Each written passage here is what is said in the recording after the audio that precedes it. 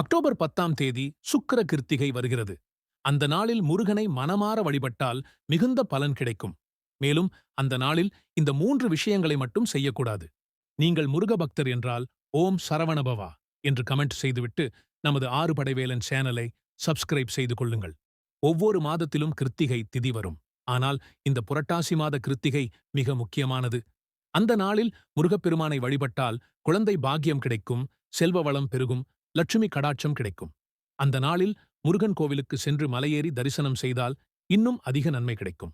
ஆனால் அந்த நாளில் சில விஷயங்களை மட்டும் தவிர்க்க வேண்டும். முதலாவது, அந்த நாளில் திருமணம் அல்லது நிச்சயதார்த்தம் நடத்தக்கூடாது. இரண்டாவது, பால் காய்ச்சுவது, கிரகப்பிரவேசம் மாதிரி சுப நிகழ்ச்சிகளை செய்யக்கூடாது. மூன்றாவது, புதிய தொழிலோ புதிய வேலையோ அந்த நாளில் தொடங்கக்கூடாது. இந்த மூன்றையும் தவிர்த்து முருகனை நம்பிக்கையுடன் வணங்கினால் உங்கள் வாழ்க்கையில் நல்ல மாற்றங்கள் ஏற்படும்.